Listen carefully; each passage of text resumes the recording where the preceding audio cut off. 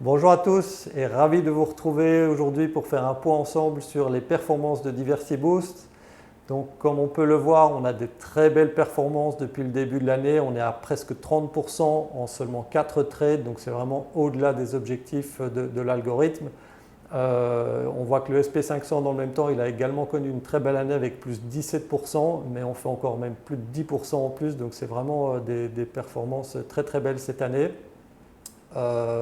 Alors j'ai indiqué les 5 premiers mois de l'année en gris parce que pour ceux qui sont donc abonnés à la stratégie, j'avais indiqué en janvier que je restais cash, que je ne prenais plus les positions de l'algorithme parce que je m'attendais à une correction sur les marchés. Alors par contre je ne m'attendais pas à ce qu'elle soit aussi rapide et donc je suis probablement re-rentré un petit peu tard en rentrant seulement le 1er juin, j'aurais dû rentrer le 1er mai.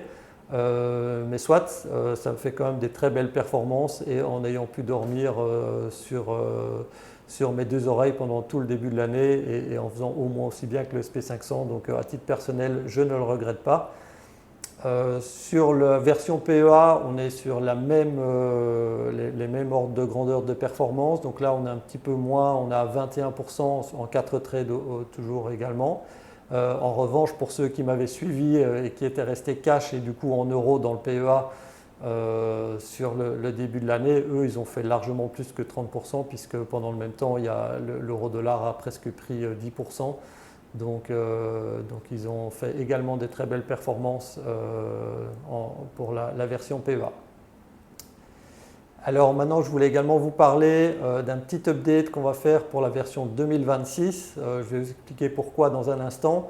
Le principal changement, c'est qu'on va réviser un petit peu à la baisse notre espérance de gain. On va passer pour une moyenne de 20% par an d'objectif à l'ordre de 16%. Et on va devoir accepter un peu plus de volatilité de l'ordre de 20% de perte maximale comparé à 15-16% précédemment. Mais on reste toujours sur cette logique de 1 trade par mois. Alors pourquoi ce petit changement?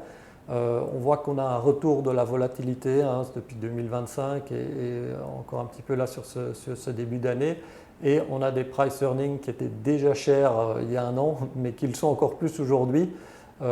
Et surtout, on voit que l'inflation, même si elle est en baisse, elle est toujours persistante, elle n'est pas totalement effacée. Donc ça va faire qu'on ait toutes ces conditions de marché nous invitent vraiment à avoir beaucoup plus de difficultés à faire de la performance sans augmenter son risque. Et nous, notre objectif, c'est vraiment de contrôler le risque qu'on prend. Donc ça va nous inviter à avoir davantage de sélectivité aussi sur les supports qu'on doit choisir et éviter d'immobiliser du capital sur un actif qui stagne parce que comme on est sur des sommets de marché, et je rappelle qu'un des objectifs c'est vraiment d'éviter les marchés baissiers, on doit vraiment être très vigilant à ça. Alors les clés de la stratégie, c'est toujours les mêmes. On se repose sur des règles d'arbitrage appropriées, codées dans un algorithme qui vont nous renseigner sur nos investissements. On va avoir une sélection intelligente des supports qui vont servir d'input, on va dire, à ces règles d'arbitrage. Et on va reposer sur la facilité d'utilisation des trackers et l'efficacité des stop-loss pour s'assurer que notre perte ne soit pas seulement une perte théorique, mais vraiment qu'elle soit utilisée en pratique. Et donc comme je disais, les objectifs sont inchangés par rapport à la version précédente. Notre objectif premier, c'est de ne pas se retrouver collé dans un marché baissier. C'est vraiment ça l'objectif clé. Le deuxième objectif, c'est toujours d'avoir une asymétrie positive entre les gains qu'on vise et les pertes auxquelles on s'expose. Et un troisième point, c'est vraiment de ne pas avoir à deviner le futur. C'est pour ça qu'on se repose sur un algorithme qui est codé. Est-ce qu'il y a une bulle sur l'IA? Est-ce qu'elle va péter demain ou dans 6 mois ou dans 3 ans? On ne veut pas avoir à jouer avec ça, on veut juste suivre une logique. Donc ça rend évidemment la stratégie émotionnellement facile à exécuter et aussi techniquement facile à exécuter puisqu'on reste sur cette logique de seulement un trade par mois. Alors ça c'est un des objectifs parallèles on va dire, c'était de pouvoir aussi rajouter et retirer de l'argent régulièrement. Donc là on a en général 5-6 trades par an, donc à chaque fois qu'il y a un trade c'est évidemment très facile de rajouter ou de retirer de l'argent, même si vous pouvez aussi toujours le faire en milieu de mois, il n'y a pas de contrainte à ça. Mais disons que vous pouvez facilement le faire à chaque fois qu'on sort et qu'on rentre de position. Et enfin, on a donc un risque de perte maximale qui est garanti, comme je l'ai dit, par l'utilisation des stop-loss et qui n'est pas simplement de la théorie, quoi. Alors, on retrouve ici un résumé des principales performances du modèle. Donc, comme je l'ai expliqué, on va viser aux alentours de 16% de performance par an en moyenne pour une perte maximale de l'ordre de 16-17%. Donc, moi, je préfère mettre le stop loss à 20. Hein, donc, ça sur les maximum drawdown, c'est les drawdown en fin de mois. Donc, c'est toujours mieux de se sécuriser en prenant un petit peu plus large. Et une métrique qui est intéressante à regarder aussi, c'est la corrélation par rapport au SP500. Donc là, on a une corrélation qui est en dessous de 0,5, hein, donc qui est de l'ordre de 0,35, qui nous permet vraiment de ne pas se retrouver embarqué quand le SP500 part à la baisse. Notre algorithme là va nous indiquer de sortir. Ce qui explique également aussi qu'on n'a pas une corrélation parfaite avec le SP500. Donc, ce n'est pas à chaque fois que le SP500 monte que nous, on va prendre des gains également. Il peut très bien y avoir, donc là, vous avez sur ce slide, hein, donc les gains annuels, donc en bleu, les gains du modèle et en vert, ceux du SP500. Donc, comme vous voyez, on a des performances qui sont en général très très bonnes, mais elles peuvent aussi être négatives et surtout, elles peuvent aussi être parfois négatives alors que le SP500 est lui positif. Donc ce n'est pas une cash machine, hein, c'est ça qu'il faut bien retenir. Cette solution-là, je ne pense pas qu'elle existe, en tout cas je ne la connais pas aujourd'hui. Et par contre, vous voyez, nous ce qu'on va vraiment éviter, chercher à éviter, c'est les situations comme 2008 où les grands marchés baissiers, on va essayer de rester soit en positif ou soit de minimiser les gains. Et ça, c'est ce que l'algorithme démontre qu'il arrive bien à faire.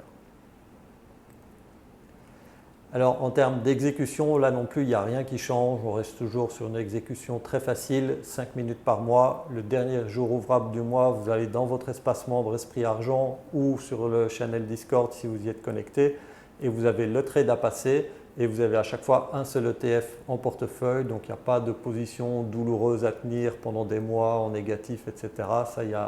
Tout ça est vraiment très facile à faire à la fois techniquement et émotionnellement comme je l'ai mentionné.